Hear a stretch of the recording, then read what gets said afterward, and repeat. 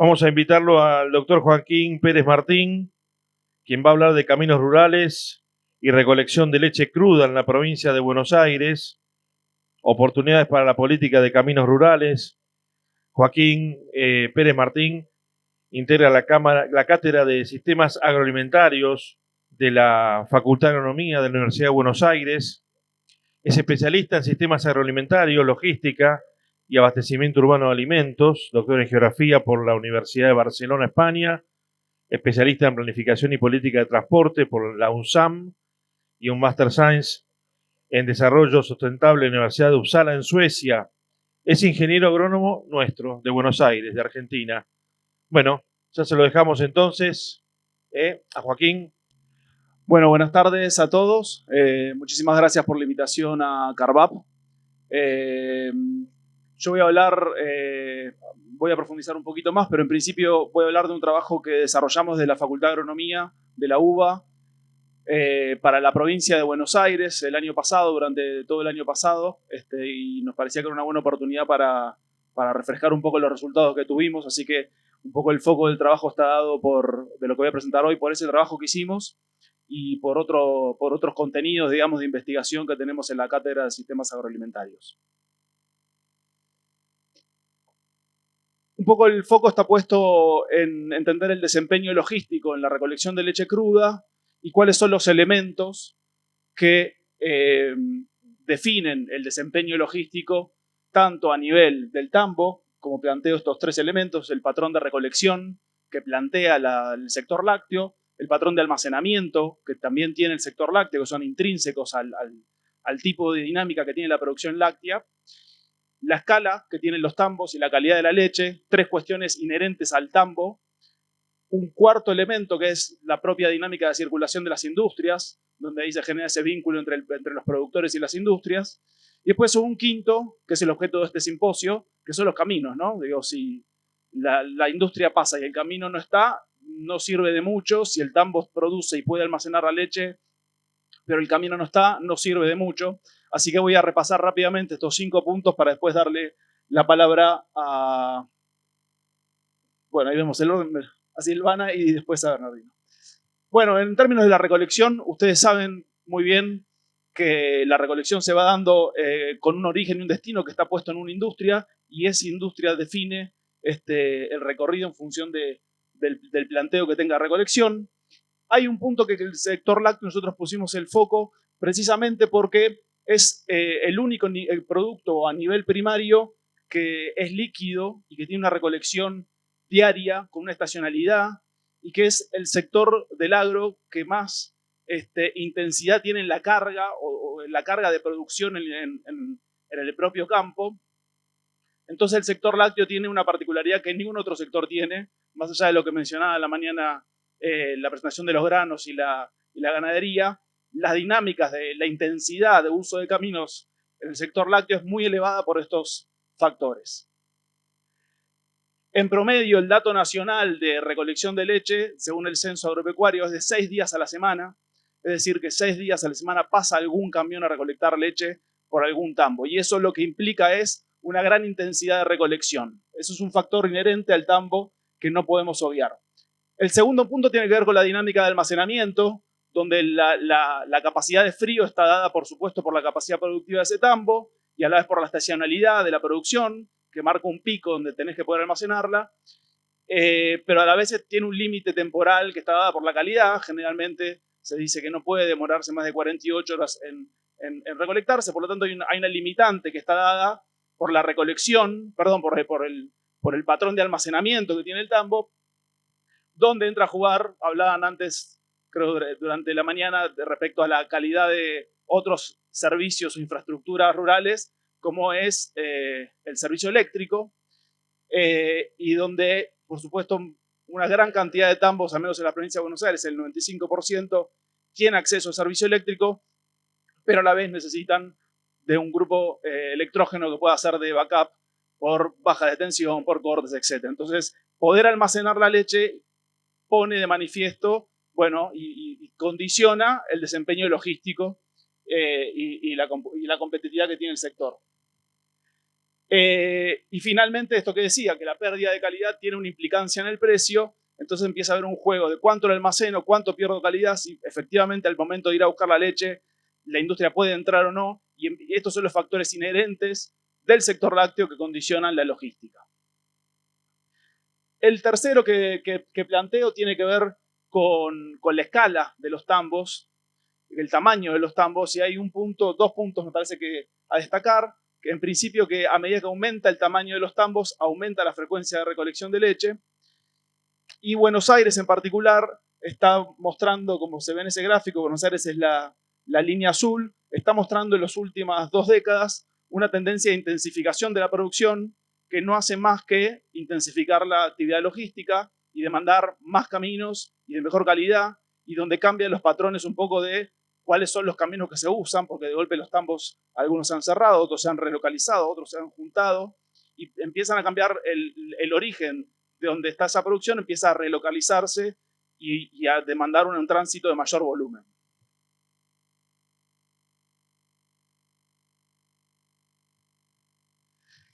Y acá pasamos al punto de conexión entre la industria y los tambos. Acá estamos viendo un mapa que es un resultado de este proyecto que yo mencionaba, que trabajamos desde la facultad para la provincia de Buenos Aires, que tuve el rol de director de ese proyecto, pero participaron distintos investigadores de la facultad, de distintas ramas, tanto sociales como económicas, como ambientales. Digamos, fue un trabajo muy interdisciplinario. Y acá lo que hicimos fue analizar, tuvimos mucha información de datos, y acá lo que hicimos fue analizar la compra de leche en blanco, la compra de leche que se registra en el Siglea, y la venta de leche. Entonces lo que hicimos fue registrar las zonas más calientes donde se concentra la circulación de industrias en la provincia de Buenos Aires, y lo que estamos viendo es efectivamente las zonas con un grisado más oscuro, más intenso, es donde hay mayor circulación de industrias comprando leche. Entonces uno podría uno podría aproximar que en términos de la competitividad y el desempeño logístico, en aquellas zonas donde circulan más industrias, se necesitan caminos con muy buenas características, porque la definición de la compra de leche ahí también incide en otras zonas, porque se van definiendo precios en la cuenca de Abasto, donde se ve muchas manchas violetas, son industrias, y todo ese sombreado intenso, casi negro, es que hay muchas industrias compitiendo en la misma zona por comprar leche. Entonces ahí es donde se definen precios, y los precios que en buena medida se juegan ahí, se definen ahí, en parte están definidos por la capacidad de la industria de entrar a recolectar esa leche. Entonces hay que entender también que en el vínculo tambo-industria y en la capacidad de acceder a la leche, también se definen precios, se generan tendencias de precios o posibilidades de entrar a algunas zonas o no poder entrar a algunas zonas, ¿no? Y la otra cosa que analizamos fue, pudimos mapear, ahora vamos a ver algunos mapas, pero en este caso pudimos mapear la compra. Estos mapas no están publicados por una cuestión de secreto fiscal y estadístico, pero pudimos mapear concretamente comprador de leche y vendedor de leche, es decir, tambo e industria que efectivamente entre el 2020 y 2022 habían comprado leche, y lo que hicimos fue tratar de entender cuál era el patrón de circulación de las industrias, y lo que nos encontramos es que las industrias pequeñas, hay una relación entre la distancia que recorren las industrias, el tamaño y la escala de procesamiento que tienen. Entonces nos encontramos que las industrias más chicas, las que procesan menos de 10.000 litros diarios, recorren 43 kilómetros en total, de los cuales 20% de esos 43 kilómetros son caminos rurales. Cuando incrementa la escala, incrementa la distancia que las industrias recorren. Las industrias medianas, que procesan entre 10.000 y 100.000 litros, recorren 77 kilómetros en total, y el peso de los caminos rurales es de 19%, es parecido. Mientras que cuando nos extendemos a las industrias más grandes, ahí el peso de los caminos rurales es muy bajo, es la mitad, es 9%, porque recorren distancias muy grandes para ir a buscar tambos grandes, con equipos completos grandes, y que se agarran la ruta y, digamos, y tiene el esquema de la distribución les permite hacer recorridos más grandes, un poco digamos, definido por la escala de procesamiento que tienen. Entonces tratábamos de entender cómo era la incidencia de los caminos concretamente, más allá digamos, de lo que estuvieron charlando durante el día de hoy, de los municipios, de los distintos modelos de gestión, del rol de la provincia y demás, bueno, concretamente, cómo incide en el sector lácteo, siendo el sector lácteo uno de los que más demanda buenas condiciones de circulación. La otra cosa que entendimos a partir de esta información es que cada una de las cuencas de la provincia cumple un rol distinto en el abastecimiento de leche. Entonces entendimos que la cuenca Abasto se dedica a producir leche para consumo intraprovincial, es decir, que queda, digamos, en el ámbito del AMBA, entre el Abasto y el AMBA, se produce, se procesa y llega al AMBA, digamos, en términos, eso representa el 60% del volumen que se produce en la cuenca Abasto, mientras que Mar y Sierras tiene la principal, digamos, el principal destino de la producción de Mar y Sierras sale de la provincia, el 60% del volumen sale de la provincia, entonces la necesidad de los caminos rurales es importante, pero también empieza a ser importante la circulación hacia otros destinos, mientras que la cuenca oeste, por supuesto por su límite con Córdoba y La Pampa, tiene una participación semejante de consumo dentro de la provincia y fuera de la provincia. Entonces la leche circula y es un poco lo que analizamos a partir de este trabajo, que como mencionaba es un trabajo que la provincia de Buenos Aires, el Ministerio de Desarrollo Agrario le encarga a la Facultad de Agronomía y con financiamiento del Consejo Federal de Inversiones. Y lo que les traigo justamente este último punto que yo planteaba al comienzo 3 puntos inherentes a la lógica y al funcionamiento del sector lácteo, que tiene que ver con la recolección, el patrón de recolección, con el almacenamiento y con la escala y la calidad de la leche que se produce. Un cuarto elemento que tenía que ver con el vínculo entre la industria y el productor, y cómo la leche circula y necesita de infraestructura por donde circular. Y finalmente, los caminos. Si hay caminos, esto es una historia. Si no hay caminos, la cosa cambia. Entonces, lo que nos propusimos es, en una serie digamos, de acuerdos de confidencialidad que nos comprometimos entre la provincia, la facultad y la Secretaría de Agricultura, es obtener una gran cantidad de bases de datos para poder trazar esto que les mostré algunos resultados, poder conformar un sistema de datos y un sistema de análisis cartográfico, que ahora lo vamos a ver con algunos ejemplos, que sumamos imágenes satelitales, las imágenes por dónde pasan los caminos, por cuáles son caminos pavimentados, dónde están los tambos, dónde están las industrias, quién le compra leche a quién. Bueno, un montón de datos que fue muy complejo recolectar y que de hecho nos faltaron datos que no existen disponibles. Entonces nos permitió construir una base de datos que hoy está disponible. Les quiero mostrar algunos resultados y que se lleven esta herramienta y que en principio les aclaro que está disponible, está online, es gratuita, se puede consultar y la pueden utilizar. Y pueden ver, al menos yo traje 2 cuestiones en particular. Hablaban a la mañana de los 105.000 kilómetros de camino rural que hay en la provincia de Buenos Aires. Gracias a la cantidad de datos y al análisis que hicimos de estos datos, nos encontramos con 2 elementos que nos permite discernir la necesidad de inversión que requieren los caminos. Este primer mapa que estamos viendo, y ahora lo vamos a ver en un mapa, en una versión con zoom, digamos, lo que hicimos fue cruzar la capa de datos por donde van los caminos, lo que vemos en el Google Maps, para decirlo en fácil, y la capa de datos de donde se generaron inundaciones que vieron los satélites en los últimos 40 años. Y de esa forma, esa mancha que no se entiende nada, que es el mapa de la provincia de Buenos Aires, que se ven distintos colores, que ahora lo vamos a ver con un zoom, nos dio un riesgo de inundación por cada tramo de camino rural. Y entonces, de los 105.000 kilómetros de caminos rurales, nosotros encontramos que 4.000 tienen algún tipo de riesgo.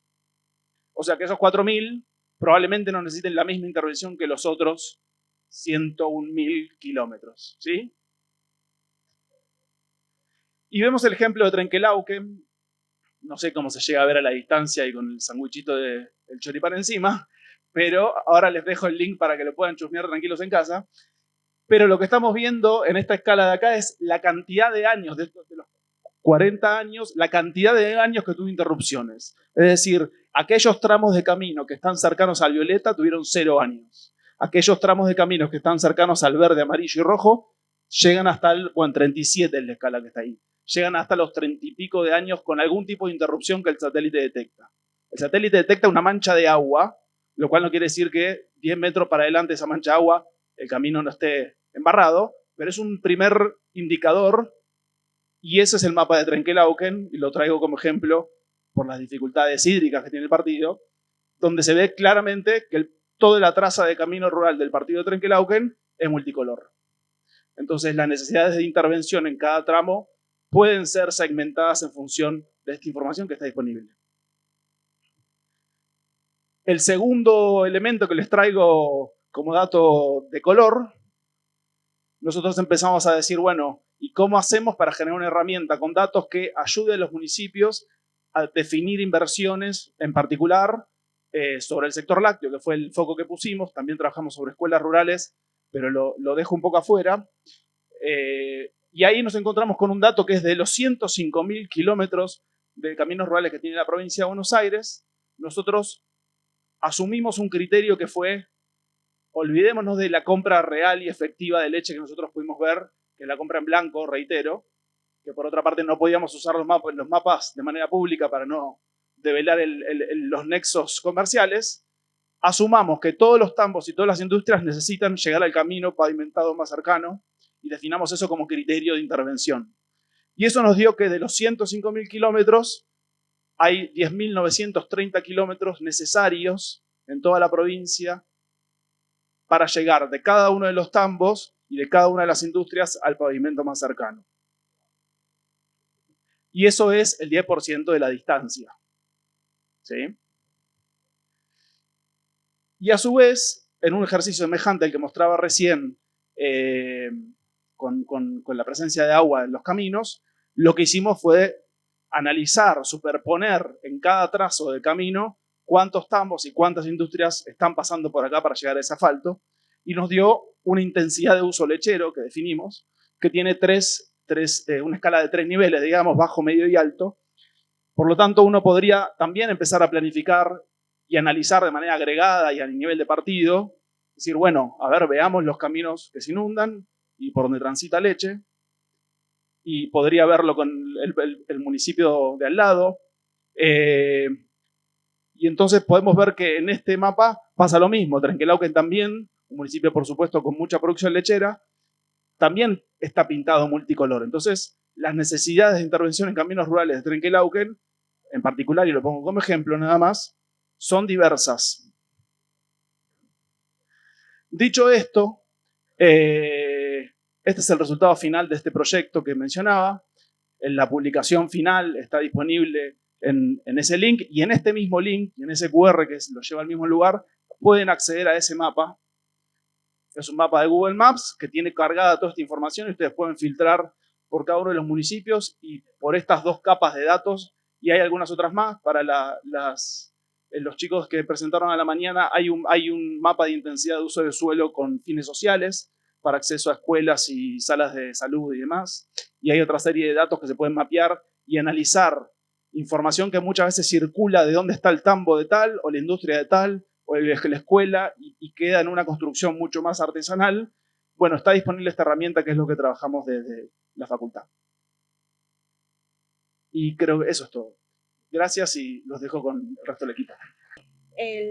La temática: yo soy ingeniera civil, docente investigadora de la Facultad de Ingeniería de Olavarría de la Universidad Nacional del Centro. Hacemos trabajos de consultoría en lo que tiene que ver infraestructura de transporte. No solamente trabajamos nosotros dos, que figuramos ahí, sino tenemos un gran grupo de trabajo. Tenemos un especialista en recursos hídricos, especialistas en sistemas de información geográfico, después tenemos docentes que hacen todo lo que es el relevamiento, y mi idea es mostrarle un poco el trabajo que hacemos desde la Facultad de Ingeniería, que hemos hecho en distintos municipios de la provincia. Hemos trabajado en principio con el municipio de Olavarría, que le hemos hecho 2 trabajos, que tiene alrededor de 2.200, 2.300 kilómetros. Me podrá corregir el director de Caminos Rurales, que lo tenemos ahí, que fue alumno mío. Trenkelauken también trabajamos, que tiene algo de 2.100 kilómetros. Estamos trabajando a Florentino Meguino, que tiene 500 kilómetros. O sea, tenemos una variabilidad de partidos donde sus características son distintas. tanto en los kilómetros de caminos rurales, como en suelos, como en lo hidráulico, lo hidrológico, como dijo acá, no me acuerdo tu nombre, Joaquín. Trenquelauquen está muy complicado con el tema del agua y tiene 160 tambos. Es algo que a nosotros nos llamó mucho la atención cuando fuimos a hacer todo el recorrido. La presentación lo que les voy a presentar son ejes temáticos para un plan director de vialidad rural. Yo a veces digo plan director, queda como muy grande, en realidad lo fuimos armando a esta metodología a medida que íbamos trabajando con los municipios y nos iban demandando, ¿sí? Yo les presento todo lo que hemos trabajado, resumido, pero se puede hacer parte de este plan o total. En Trenquelauquen, por ejemplo, se hizo todo. Y en Olavarría también, pero en dos partes. Una vez se hizo en 2010 y en el 2018 se hizo todo lo que es hidrológico e hidráulico. La metodología consta de 5 ejes: un eje de identificación y georreferenciación, un eje hidráulico e hidrológico, otro eje de suelo, eje vial y por último el eje de gestión. Yo les voy a ir mostrando con algunos partidos, por ejemplo, este fue en el estudio del 2018 de Olavarría, el plan hidráulico. Con respecto al eje de identificación y georreferenciación, lo que hacemos es, el municipio, a ver, ¿quién nos puede contratar como consultores en la facultad? Tanto el municipio como sociedad rural. De hecho, el primer trabajo que hicimos en Olavarría fue la sociedad rural y el segundo fue el municipio.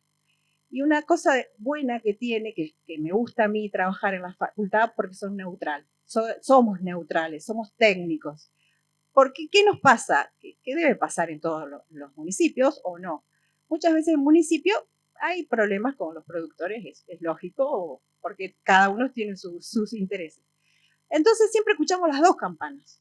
Y nosotros somos neutrales, eso siempre se los decimos desde un principio. Y nos deja trabajar con libertad a eso. Bien, si el municipio no tiene un plano, por lo general nos dan un plano en AutoCAD, y lo que hacemos es usamos QGIS nosotros, que es de uso libre, ¿sí? Es un sistema de información geográfica. Se recorren todos los caminos, metro a metro. Lo que se hace es bajar, se medir anchos de calzadas, se sacan fotos de tranqueras, alcantarillas, estado de las alcantarillas longitudinales, transversales, y todo eso se baja a un GIS.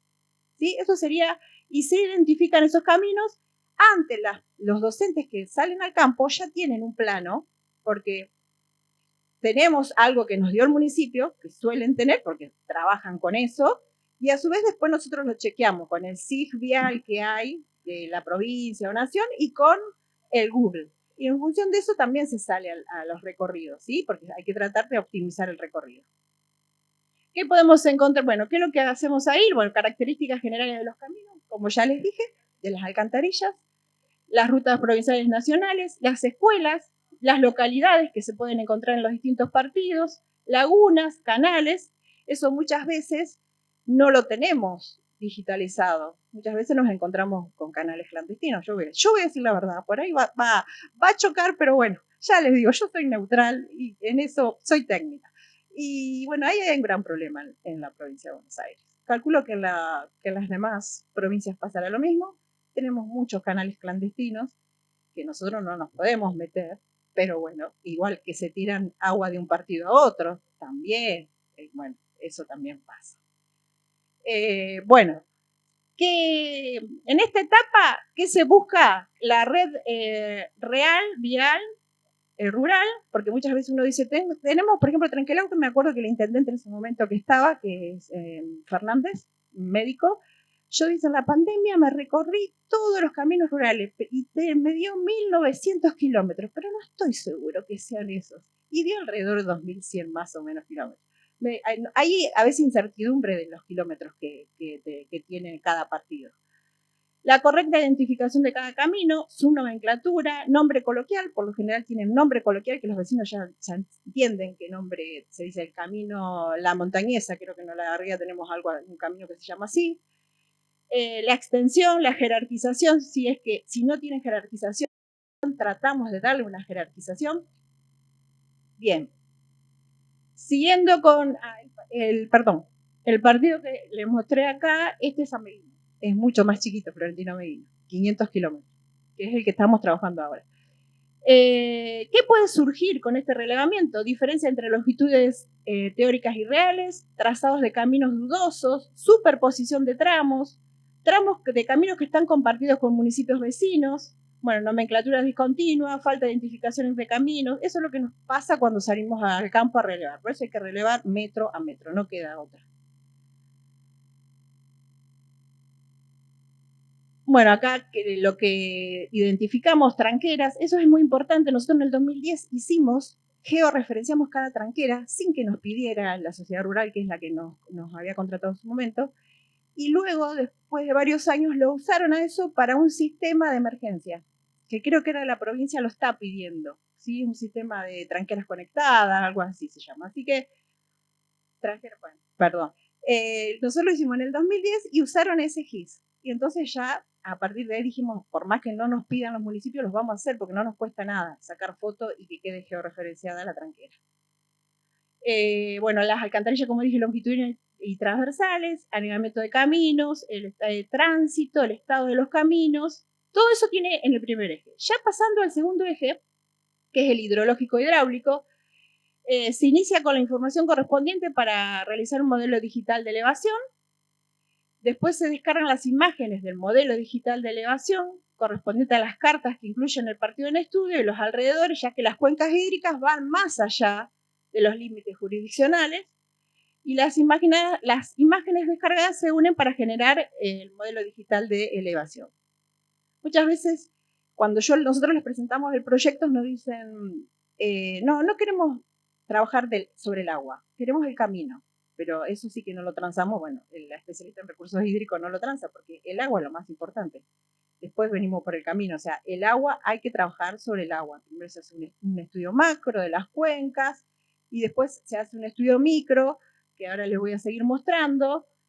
Bueno, acá lo que les decía, que con el modelo digital de elevación lo que se hace es, se construye la red de drenaje y por último se pueden definir las cuencas que atraviesan el partido, ¿sí? Esa es Olavarría y está atravesada por 6 cuencas. Si se quiere hacer un trabajo más específico, por ejemplo, de un camino, se superpone la traza de un camino específico a la red de drenaje mediante el GIS para obtener las áreas de cada subcuenca y las longitudes de caminos más largos de flujo, y con esas variables se puede estimar los caudales de diseño de las alcantarillas. Eso sí se quiere trabajar más específico sobre un camino, ¿sí? Y por último, una de las cosas que se hacen en este análisis es superponer imágenes satelitales, que un poco él habló de eso, de los años con exceso de precipitación, ¿sí? Se fija en ese partido, cuándo fue los años o mes que más llovió del año, y se bajan esas imágenes satelitales y se superpone con la red de caminos, y se puede identificar dónde ha cortado el camino el agua. En función de eso, se pueden calcular las alcantarillas, porque hoy quizás no llueva, no hay problema, pero cuando llueve hay problema. Entonces ahí hay que colocar una alcantarilla, o hay que ver si hay una alcantarilla, si está obstruida, si está rota. Bien, continuando con el eje de suelos, ¿qué se hace acá? Por lo general en el partido nos dicen, por ejemplo ahora en Ameguino primero nos dijeron, hay 2 diferentes suelos. Bien, después dijeron, no, creo que tenemos 4 diferentes. Ellos nos marcaron más o menos dónde estaban, se sacaron muestras, y en realidad tenían 3 suelos diferentes en Florentino Ameguino con 500 kilómetros. Eso se lleva al laboratorio de la facultad, se estudia qué tipo de suelo es. ¿Para qué se hace esto? Para ver qué estabilizado se le puede hacer, que algo habló acá Capra del tema de estabilizado químico. Bueno, estoy muy de acuerdo con lo que dice él en ciertas cosas, que el químico hay que ver hasta dónde funciona, eso hay que hacer tramos de prueba. El tema del estabilizado granulométrico es según los kilómetros, cuántos kilómetros tiene la piedra. Nosotros en Olavarría la tenemos ahí nomás, pero por ejemplo Trenquelau, que no la tenía ahí nomás, ya empieza a contar el flete. Cuando yo calculo los costos, porque eso es una de las cosas que hago yo, tengo que contar el flete más la piedra, y sale más el flete que la piedra, les puedo asegurar. O sea, yo voy a Cantel y les pregunto cuánto, me sale más el flete, o sea, les paso toda a Trenquelau, que salía más el flete que lo que era el material. Bueno, en función de esta clasificación, entonces, se trabajan en distintos métodos según el suelo, y eso lo que se hace es un cálculo de costos para las distintas alternativas, ¿sí? Y respecto al eje vial, como eso un poco ya hablé, surge de los recorridos de la red, detectando los problemas que quedan asentados en el GIS, en el QGIS, que es algo es libre, de uso libre. Si es necesario se le da una capacitación a la gente del municipio, a alguien que designen para que se capacite, para que lo puedan no solamente mirar, sino usar. Si van arreglando alguna alcantarilla, se puedan modificarlo, ¿sí? Que no les quede como una foto. Eso es lo mismo. Y respecto al eje de gestión, esto es un poco que reúne todo lo anterior, ¿sí? Acá hay mucho para hablar, pero voy a tratar de resumir. Se analiza el modelo de gestión del partido. Como ya hemos visto, la mayoría son por administración.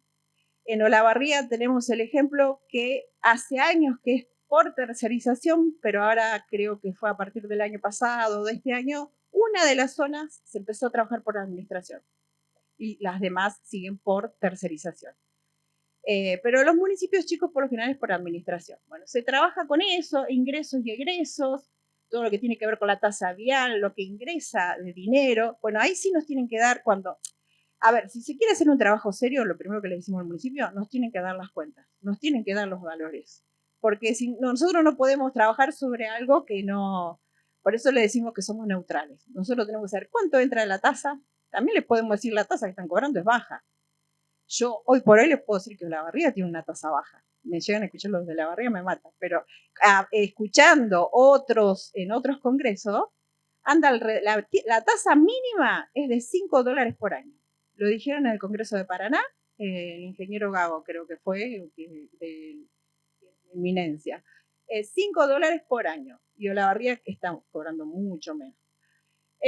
Pero bueno, después los rendimientos que tienen con respecto a las maquinarias, es decir, nosotros vamos y desembarcamos en el parque vial, miramos que hacemos un relevamiento de las maquinarias que tienen para ver cómo los vamos distribuyendo por zonas, si es que hacemos zonas, si tienen zonas de trabajo, un programa de mantenimiento, atención de reclamos, cómo manejar la atención de reclamos, canales de comunicación, bueno, y luego estrategias de inversión. ¿Por qué les digo que suma todo lo anterior? Porque una vez que se tiene el relevamiento, por ejemplo, de las alcantarillas y de los caminos, se puede decir, bueno, destino X porcentaje de dinero para una cuadrilla de limpieza de alcantarilla o recambio de alcantarilla. Y también está el tema del estabilizado, a ver cuántos kilómetros, hay que hacer un plan, esto yo calculo que ya va a hablar acá para de esto, pero hay que hacer, yo siempre digo, no se pueden seguir repasando los caminos. Yo hace 20 años que estoy trabajando en esto. Cuando fui el otro día al Congreso de Caminos Rurales de Paraná, decían que hacía 60 años que estamos iguales. Entonces no se puede seguir repasando los caminos, hay que hacer algo más. Y felicito mucho a la exposición que hubo antes de Tres Arroyos, muy, muy buen ejemplo. Así que yo lo he leído al ejemplo y muy buen ejemplo. Bueno, muchas gracias. Creo que, tengo una reflexión final. Establecer el tratamiento de la vialidad rural como política de Estado, asentarse sobre bases técnicas para la toma de decisiones y generar la cultura de la planificación, que es un poco lo que venía diciendo yo. Y bueno, muchas gracias, les dejo mi correo de los dos, de ambos. Bueno, Bernardino. Siempre arranco con esta filmina, lo hice en el congreso pasado. El camino es una obra de ingeniería. Que haya poca ingeniería arriba del camino rural no implica que no sea una obra de ingeniería. Algún amigo me dijo del tema que el camino rural nos animamos todos, ¿sí? Pero en realidad yo como ingeniero en vías de comunicación no me animaría a calcular un puente porque lo vi en la facultad, tengo las incumbencias pero no el expertise necesario. Bueno, es una obra de ingeniería. Cada elemento que ven ahí del camino, cada ancho, cada pendiente. Hoy charlé con un montón de ustedes acá, de hecho gracias, le agradezco a todos porque hubo un intercambio enorme por dos cosas, hubo un intercambio enorme de información y me perdí el almuerzo, pero la verdad que ¿Por qué el ancho tiene que ser de 6 metros? Entonces se discute, ¿sí? Este es un ejemplo de un perfil tipo. Las pendientes transversales dependen de la calidad del suelo, los anchos dependen del tipo de vehículo que circula, los taludes dependen de condiciones de seguridad para que un vehículo no vuelque, ¿sí? ¿Se puede pasar de esto a un pavimento? Sí, pero hay que ensancharlo. En 35 metros nosotros no podemos hacer maravillas, ¿sí?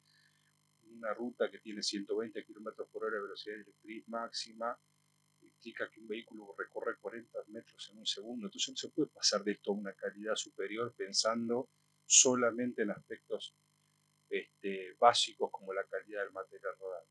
Hay un montón de aspectos que lo circundan.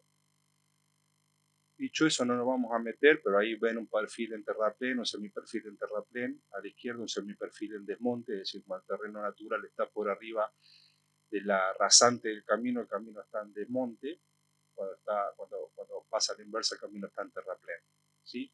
No quiere decir que esté mal cuando el camino está en desmonte, ahora vamos a ver por qué. Y lo que se define como cota roja es en ingeniería vial es la diferencia del nivel entre la cota de la rasante y la cota del terreno natural. Cota roja positiva estamos en terraplén, cota roja negativa estamos en desmonte, para que más o menos volvemos de este idioma vial. Cota roja porque al nivel del terreno natural se le dice cota negra. No lo usamos, pero antiguamente era así. Por eso la cota roja y la cota negra. Parece un tema de monólogo Galván. Bueno, acá vamos a ver algunas series, lo habló Silvana, todos los elementos que debería tener un plan director vial.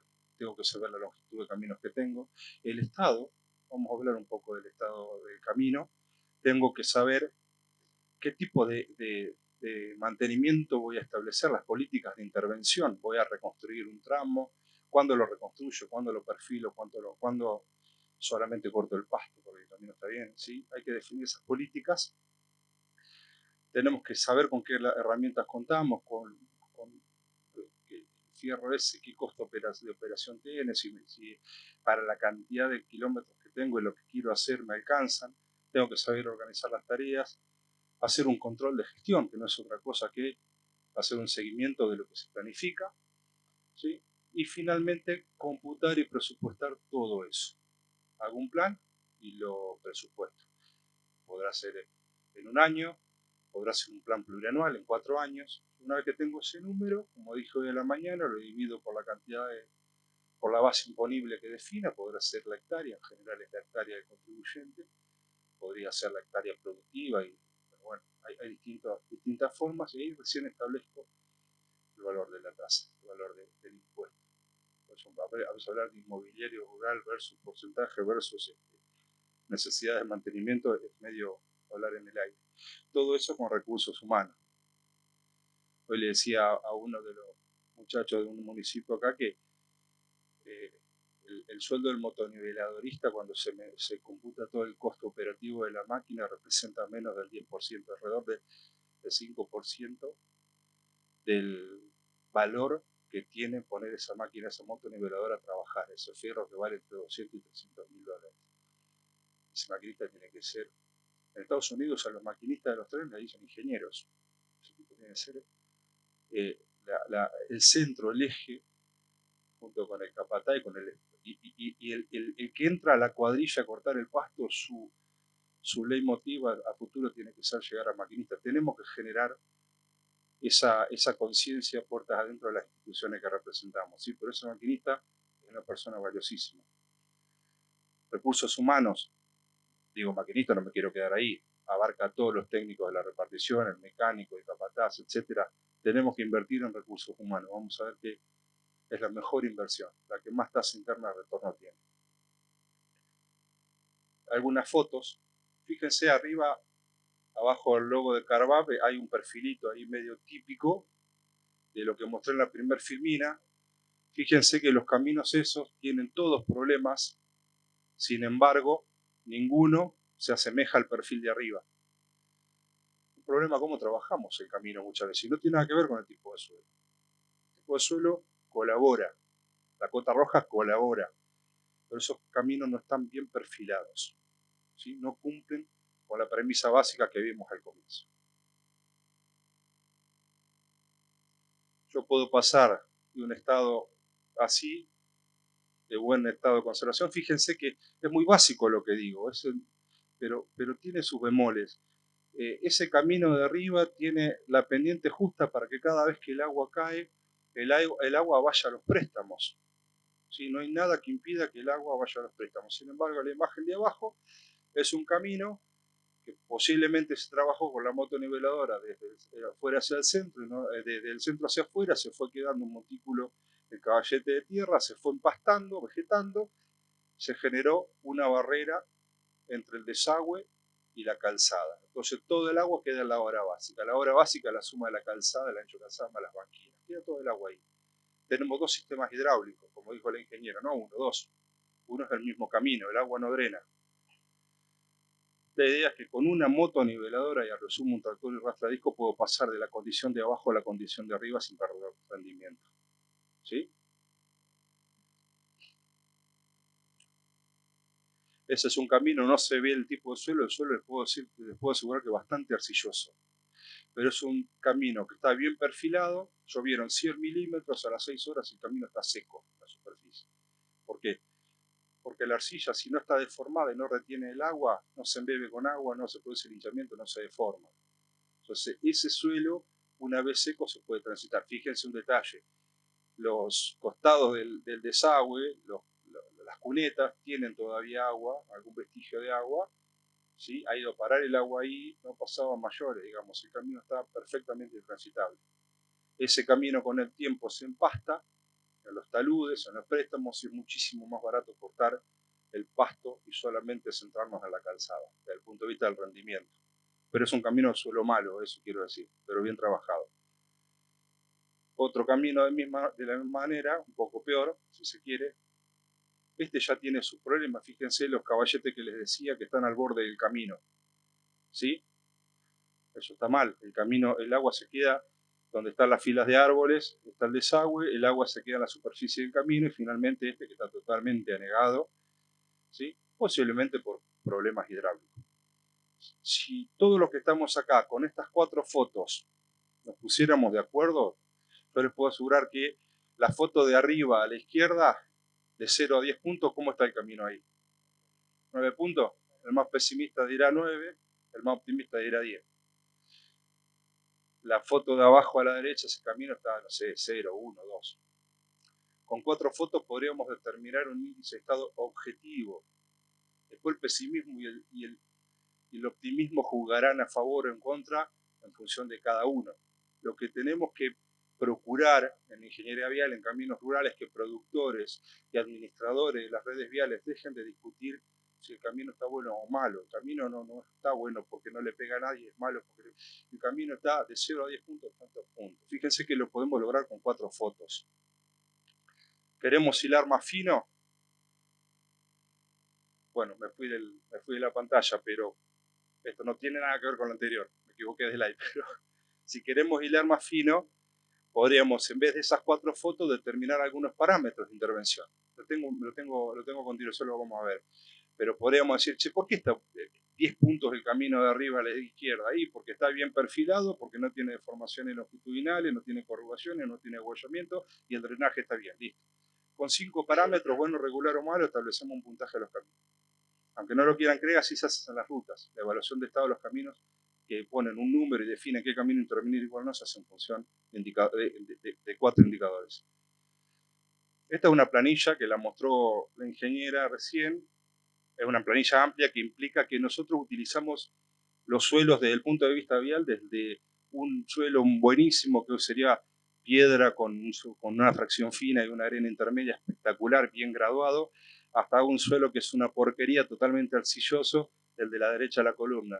Del mejor suelo al peor. El suelo seleccionado, como lo conocemos habitualmente, es desde la 4, esa columna que define los suelos finos, la primera parte de los suelos finos, hacia la izquierda. Todos esos suelos son viales. Ya el resto tiene algunos problemas. El suelo que a ustedes les interesa no está acá, es a 8. Se va de porque no nos interesa el suelo agrícola a nosotros. El suelo vial se clasifica así, ¿sí? Y esto se clasifica de una manera muy sencilla. De mejor calidad a peor calidad. Estabilizados granulares, artificiales o naturales, arenas con algunos tipos de limos, etcétera, los A2 y las arcillas que son los peores. ¿Sí? Alteo de un camino, consuelo del préstamo, suelo arcilloso, accidente. ¿Está bien? El suelo es plástico. Hay una diferencia muy sutil entre que el suelo sea plástico. Si bien un experto, un tecnólogo, un técnico vial y manipula el suelo, no se va a dar cuenta si está en el centro de la tabla o está a la derecha de la tabla. Qué fracción de arcilla tiene el suelo no lo puede dilucidar de manera certera. Hay que hacer un ensayo. ¿Qué problema ven en esa foto? Aparte de que va a estar complicada la reparación de la máquina. Que se intervino de manera no oportuna. No se puede hacer nada con ese suelo. Eso es en la Mesopotamia. Ese camino no se puede intervenir en esas condiciones. ¿Sí? Es un suelo sumamente arcilloso. ¿Y este? Esto es un muy buen estabilizador granular que evidentemente no se compactó bien. Es importante compactar las obras de las obras viales. Una motoniveladora, si se altea más de 10 centímetros, no compacta. ¿Sí? Si hago un estabilizador de 20 centímetros y le paso un camión cargado, no compacta. Un camión cargado, por más cargado que esté. ¿Sí?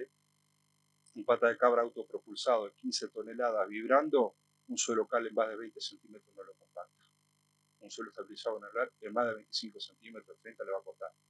Equipo de primera línea, viales para rutas. Entonces, es complicado compactar los suelos. ¿Sí? Listo.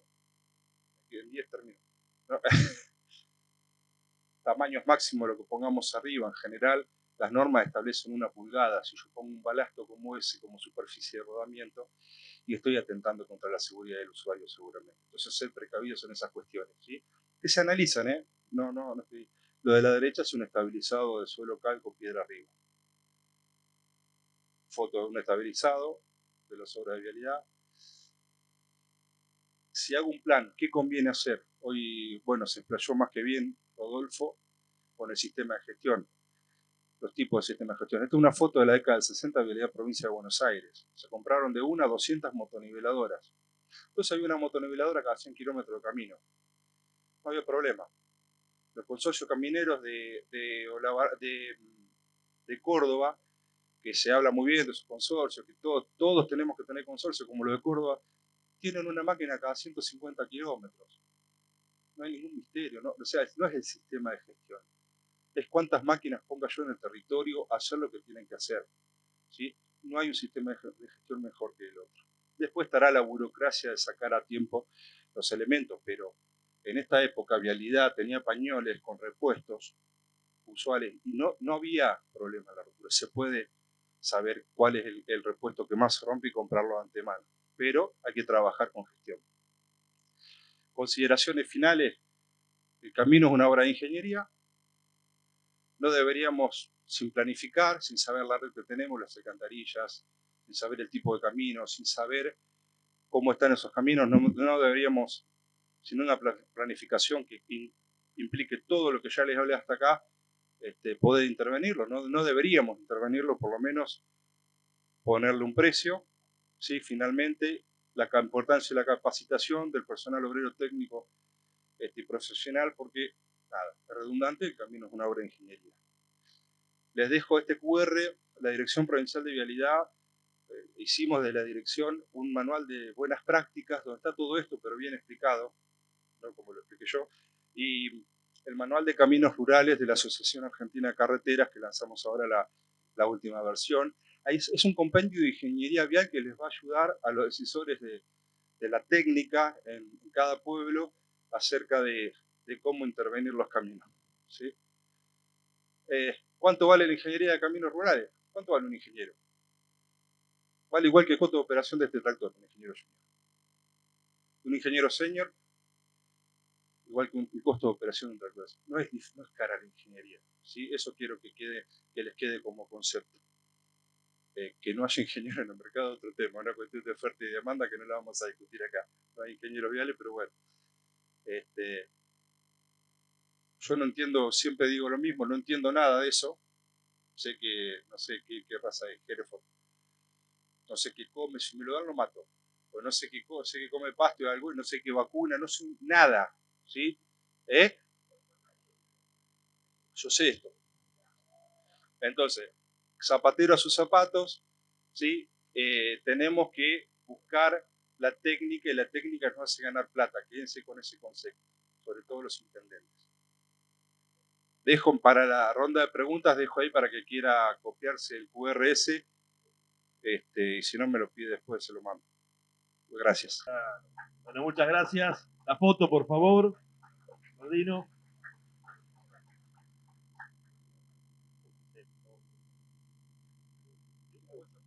Bueno, en este caso es de Pringles, para Silvana, justamente. Plazos de proyectos, de los proyectos y los costos, Silvana.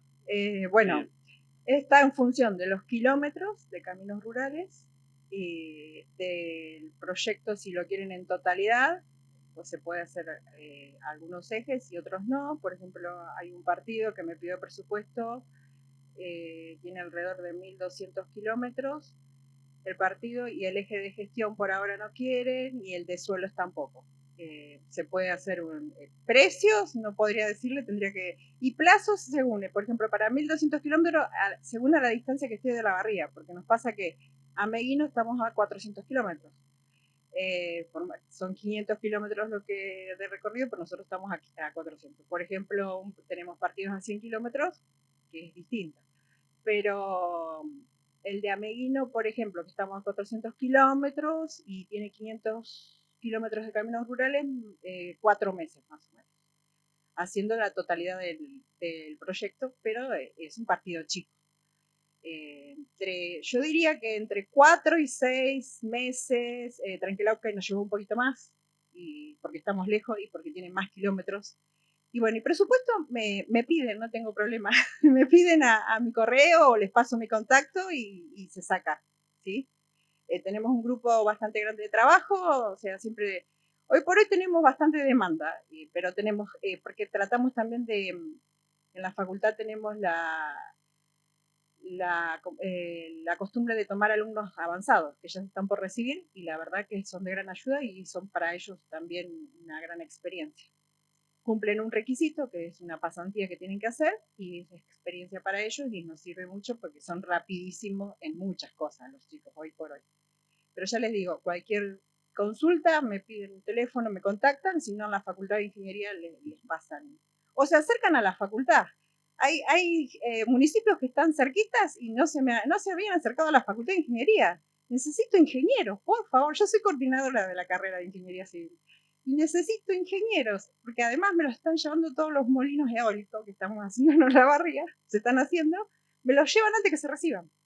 Los chicos de quinto año están todos trabajando y no me dan la tesis. Los persigo, pero tenemos un gran problema, vos lo dijiste, en tema de ingenieros. Así que si se quieren acercar al municipio o llamar, no hay problema y se les pasa un presupuesto, o nosotros nos acercamos a cada municipio también, no tenemos problema. Eso va sin costo. Bien. Bernardino, pregunta, a ver, viene desde el 9 de julio. Para usted, ¿es más económico cortar el pasto en un buen camino en vez de pasar la máquina? Absolutamente, sí. Es la banquina. Yo no soy muy partidario del pasto en la calzada. El camino que más se rompe es el que más se usa. Entonces, el que más se usa, lógicamente, va a estar más erosionado en la calzada. Hoy hacemos un ejercicio con los chicos de un municipio, de Chascomús, en donde tengo un ancho de efectivo de vertedera, de dos, bueno, están los especialistas de acá del desarrollo de la MUNI, pero para hacer un ancho de 6 metros, tengo que pasar la máquina 4 veces si quiero hacer un buen laburo perfilado. Entonces, si quiero hacer 8 metros, yo medio ancho de calzada, 20 metros, no tiene ningún sentido. Una ruta tiene 7 metros 30 de ancho, la ruta 3 acá, ¿no? ¿Por qué? Porque un carril, un ancho de camión, de vehículo estándar son 2 metros 40. Pues lo explicaba, desde el borde de la calzada hacia la huella siempre van a encontrar estadísticamente entre 80 y 90 centímetros de alejamiento, y queda 1 metro, 1,20 m, un poco más para un vehículo que viene de frente. Entonces, no tiene sentido que si tenemos rutas de 7 metros 30 de ancho, tengamos caminos de 10 metros. Estabilicemos la calzada, demos un poquito más de pendiente a las banquinas y que crezca el pasto junto con el talud, de ahí vamos a cortar el pasto mucho más barato. Es un sacrilegio usar una máquina de $200.000 para arriba. Estas máquinas que están acá afuera valen fortuna, mucho más que eso, $300.000, para perfilar 10 metros de ancho. No tiene sentido. Para Martín Maldonado, desde Princes, te preguntan, en el ente, ¿hacen trabajos privados? Te preguntan, ¿cuál es el costo por kilómetro del toscado y del mantenimiento? Si tienen el cálculo. No, nosotros trabajos privados no hacemos, tenemos totalmente por política del ente no entrar a los campos a hacer trabajo privado. Lo que sí hacemos es el propietario del campo deja que esté la casilla, ¿sí? Que pare nuestro motonivelador, sí se le hace como una contraprestación, ¿no es cierto? Un ida y vuelta a la entrada, pero trabajos privados no. Cuando nos dan tosca, el privado nos da tosca, firmamos un pequeño convenio muy sencillo que también se negocia una contraprestación o un trabajo, ¿sí? Acorde a la tosca que da, o un beneficio de tasa de la hectárea. Cada una hectárea de cantera que da se le bonifican 30 durante la cantera está abierta. Bien. ¿Y lo del entoscado? Costo. El costo del entoscado varía mucho con respecto a donde está la cava, a donde estamos en obra. Lo más caro que tenemos es el traslado de la tosca. Hoy con una cantera a 5 kilómetros más o menos, estamos por kilómetro en 4.400.000 pesos. Por kilómetro. Bien. Ingeniera Gobi, desde Chacomú le preguntan si trabaja por solamente un camino. Perdón, no Si trabaja por un camino, hace algún análisis solamente por un camino. Sí, puede ser eso también. De hecho, se hizo en Deró. El camino que une la localidad de Deró con Salazar, se trabajó, que hay una imagen de eso. Es un trabajo más chico, pero sí se puede hacer. Bien. Martín Maldonado, desde PRIN le preguntan cómo hacen la nomenclatura de los caminos. Bien, primero una aclaración por ahí que el costo pareció muy elevado. Está calculado todo el equipo tosquero, ¿sí? Los camiones, las motoniveladoras, el rodillo, rodeador, todo ese costo, el kilómetro, nos cuesta los 4 millones que le comentaba recién. Le preguntan cómo hacer la nomenclatura de los caminos. ¿A qué se refiere? En ese mapa de las zonas que mostraste, que tenía dividida el ente vial, ¿cómo denominas a los caminos? ¿Cómo haces la nomenclatura? Los caminos ya están nomenclados y como en algún momento dijiste vos, cada uno tiene un nombre interno en el cual nos manejamos. Las zonas ya están divididas por cada 200-220 kilómetros aproximadamente, si a eso se refería. A ver, otra pregunta tiene que ver con los canales clandestinos. Si alguno puede responderla. ¿Hay algún relevamiento de canales clandestinos? ¿Alguien lo tiene hecho? Que yo sepa, no sé, no, en la facultad no se hace un relevamiento de eso y de hecho no nos metemos con eso, pero que hay, y lo sabemos todo eso. Pero no sé si hay un relevamiento de la provincia, no creo que haya un relevamiento. Como las brujas. Nadie las vio, pero ¿qué hay? Bueno, ¿quién me apoya a eso? ¿Nadie me apoya? Bueno. Puede ser. Sí, puede ser.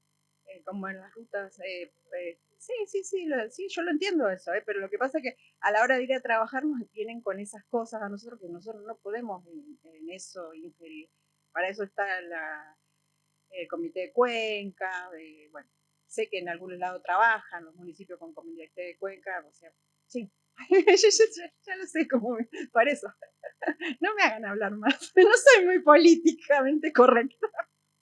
Bueno, no tengo más preguntas. Un fuerte aplauso entonces para los disertantes. Muchas gracias a todos.